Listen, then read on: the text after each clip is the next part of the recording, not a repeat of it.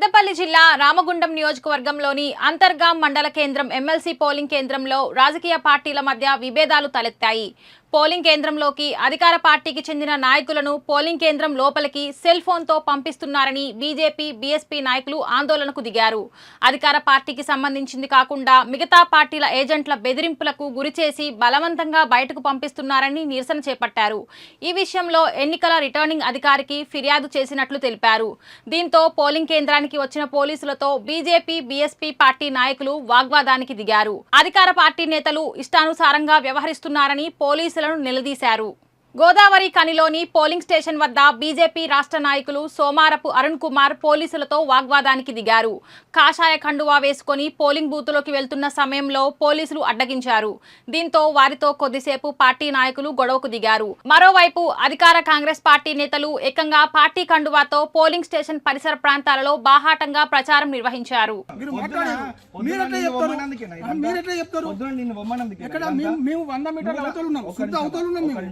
నువ్వు నాకు చెప్పినావా? ఎప్పుడు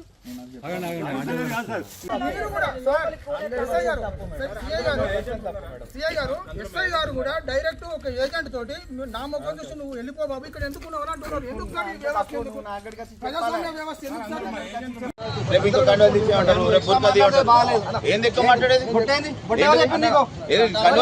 నేను చెప్పినా నేను వేసుకున్నా చెప్పేసి బొట్టు గురించి మాట్లాడుతున్నాను. కండువ ఎందుకు తీయమంటున్నాను? తీయరు అట్లా పార్టీకి సంబంధించి కాదు.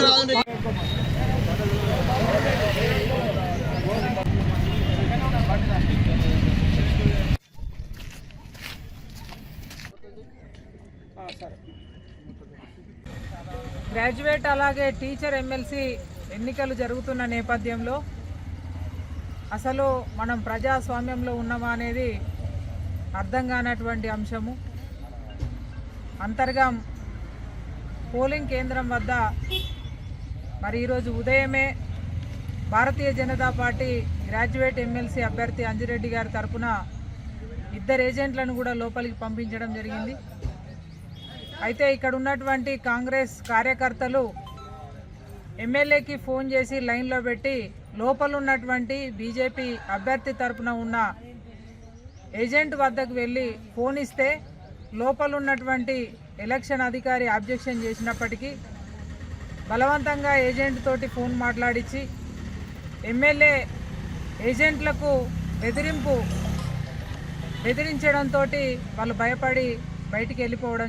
ఆర్డీఓ గారికి, ఏసీపీ గారికి మొత్తం కూడా ఇక్కడ జరిగినటువంటి విషయాన్ని సమాచారం వారికి అందించడం జరిగింది. ఏసీపీ గారు, ఆర్డీఓ గారు పోలింగ్ కేంద్రాన్ని విజిట్ చేసిండ్రు. వాస్తవ పరిస్థితులను తెలుసుకొని మరి ఆ ఏజెంట్ను బెదిరించింది కాబట్టి అప్పటికప్పుడు మరొక ఏజెంట్ ఫామ్ తీసుకొని ఫిలప్ చేసి వెంటనే లోపలికి పంపించడం జరిగింది.